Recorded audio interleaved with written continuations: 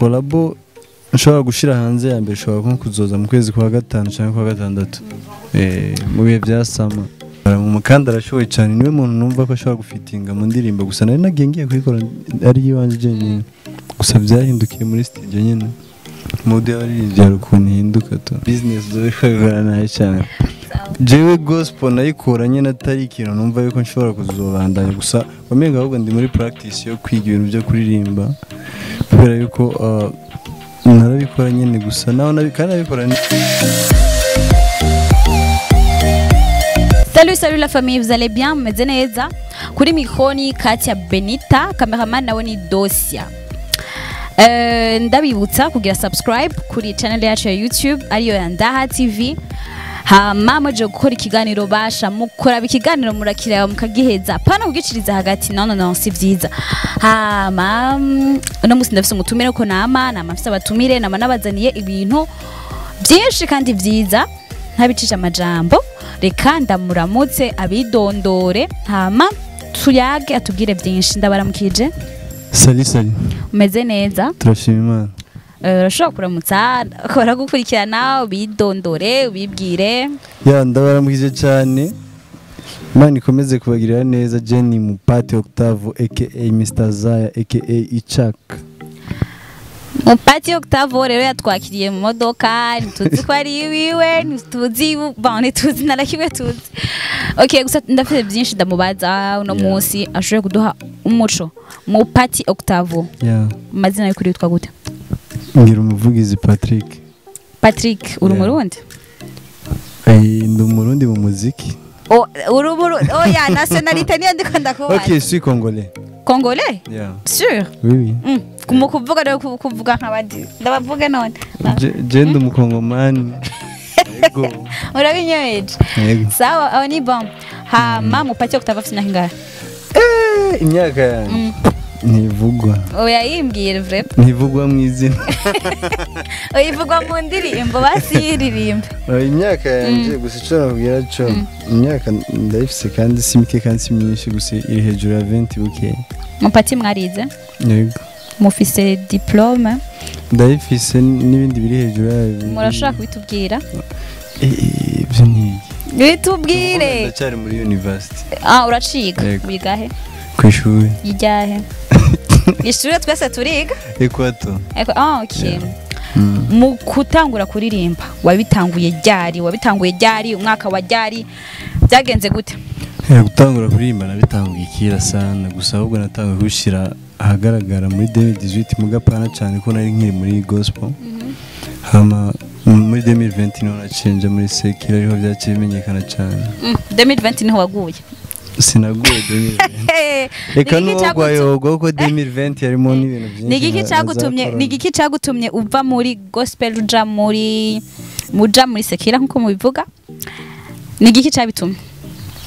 Icabitumye wabonye business tokunda muri gospel? Oya sinabikora nka business. Oya ni wakorera Imana uri kubyita business zobikagara nayo cyane.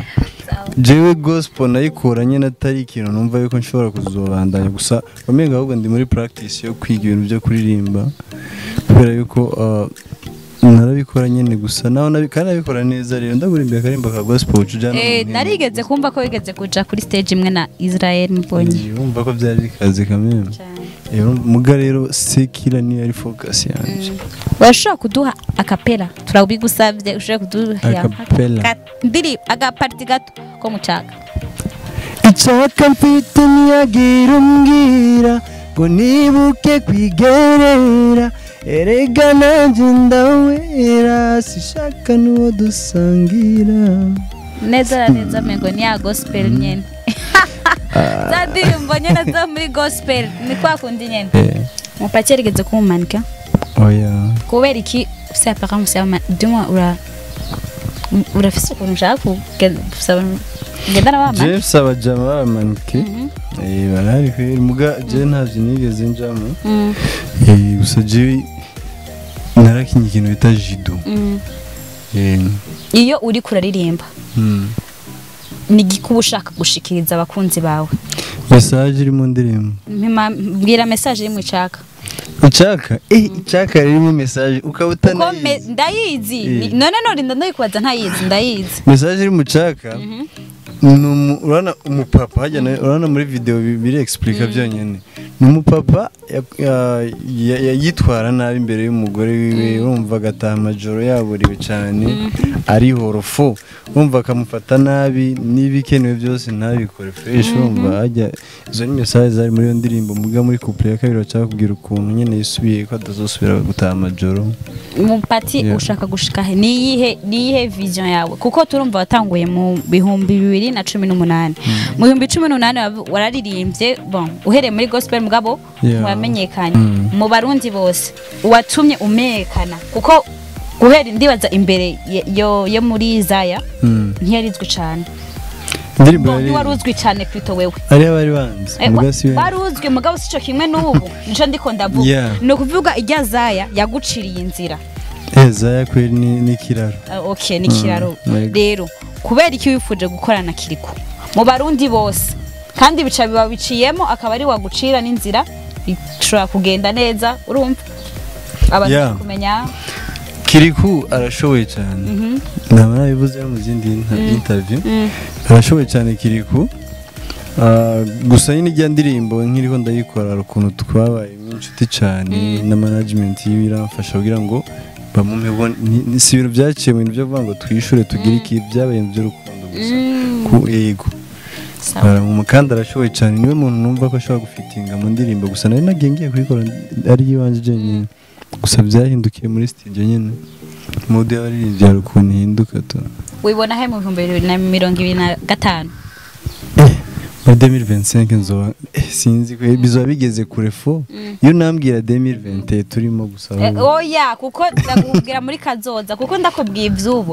ubu naho nyenda cashika niki udutegure muri 2020 turacari mu ntango z'umwaka nibiki Mupati adufitiye muri 2020 Chelsea nzoba ibintu biryoshe birenze nivyo mwumvise kuko hajya nashanda bereke ko nshoboye hamashaka kubereka yuko ivyo nkora atari ibintu byaje par accident vuba cyane twitege iki vuba mwitege igikoba gikaze kandi benshi bazo ahubwo n'abataramenya baba baritegura vuba ari ibintu tuguma ari umuntu dushaka kumenya muga Mupati ategura ama concert muri uyu mwaka nigategekanya avuga ati abakunzi banje kubanzi n'abatanzi nikihe uvuga ati jewe ndategura iki inye ku bakunzi banje ku buryo n'utanze avuga ati agira ati ujya arimbye indirimbo nini nashoboye gukurikirana concert nyine n'umuririmbyi utegerezwa kuziyumvira avyumvira ko ushobora ndazitegekanya cyane muga bishobora kuba bitari muri uyu mwaka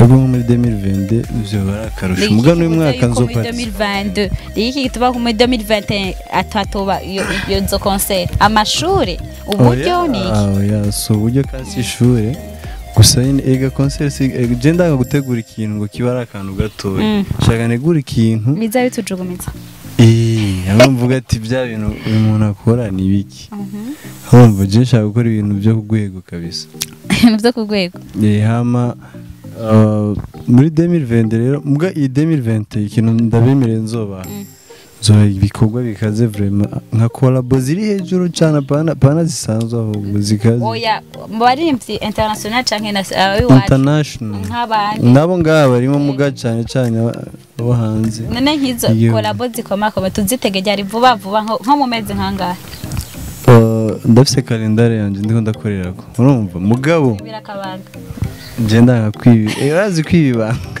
kwibira nibanga nifo gusa uko bimeze collabo nshobora gushira hanze ya mbere shobora nko kuzoza mu kwezi kwa gatanu cyangwa kwa gatandatu mu bihe byasama Mupati arafise langage y'abanyarwanda yego oya si y'abanyarwanda nigi sawa nturi umurundi umuziki niyo cyatumye uva iwanyu iwacu he iwanyu aho kuko nuri umurundi urumva njambwiye kuri wo muri Kongo sawa reka dufate muri Kongo neje nagoreza ibyangombwa oya aho uva hose kubera iki wavuze ati jewe nshimye je Mupati nshimye gukorera umuziki wanje mu Burundi Uburundi ni igihugu cyane cya kabiri kubera ko Burundi nabujemo nkiri mutoyi kabisa maternelle nayitanguriye ngaha maternelle aha nyine Bujumbura ni ukuvuga kuva nje ngaha gusohoka igihugu umva umuntu amaze gukora voyage mugabo still nkaca ngaruka ngaha urumva igihugu nagiriyemo umugisha mwinshi cyane niyo mpamvu ari igihugu cyane nshobora kumva yuko projet zanjye zose mvise ni ngaha no kumenyekana urumva ni ngaha urumva bitangure yego nk'akajambo kanyuma ndashaka gushimira abantu bamba hafi cyane reka mpere kwanza kuri Ndaha TV sivyo ndabashimire cyane ukuntu mwigora urabona n'imvura irihiragwa ntibibaze ngo tukabagiriye mu muduga ngo kubera ko ngo ariho tuba mu muduga sivyo mugabo imvura irihiragwa kandi nyine mwabonye ukuntu mu rupangu hameze bariko barategura urubanza so twanse kudisturbinga abantu gusa mwakoze cyane ndabashimiye kandi abantu bakunda Mupati Octavo bakore subscribe kuri Ndaha TV kandi namwe baba bakunda bace baje no kwa Mupati bagume birareba ibikorwa bihari hama merci hama ndashimira cyane n'abantu bamba hafi ndashimira cyane Fantex umutipe dukorana ibikorwa bya music turakorana ibikorwa byinshi bya music aramfasha cyane nawe turakorana ibintu byinshi ndashimira n'umutipe yitwa Jimmy niyubawe ndashimira Divan atuye Cape Town ndashimira na Saidonya from Canada nibo baba basaza baragaze cyane hariho n'umupampe wanjye yitwa Shukuru nawe yubawe kabisa kiraho nyene vuze Fantex byo zina hari ahantu ndarize kuri YouTube YouTube yawe niko witwa Mupati Fantex official kubera iki turakorana music niwe twara management niwe mu manager wawe bimeze gute oya araririmba arakazi gusa aba USA ibikorwa byiwe nibikunze kuba biri kumwe n'ibyo wanje cyane mugabo ugiye ari ucubana nk'indirimbo yitwa Sofia Mupati arafise management oya reka ndabashimira ndonderera abantu bamfasha okay reka ndamushimire Mupati Octavo yashimye kuvugana natwe araduha ikiganiro turavugana byinshi aratubwira byinshi cyane kuvyerekeye we aragutumira kugira subscribe kuri channel yiwe ya YouTube yitwa Mupati Fantex official natwe buti bagenda Ndaha TV tugushikanje kino kiganiro gira subscribe weje kuraba ino video yacu ukommente upartage ugire na like kugira n'abandi bose upartage n'abandi bose babibona asigaye tuzosubira ku kiganiro gikurikira peace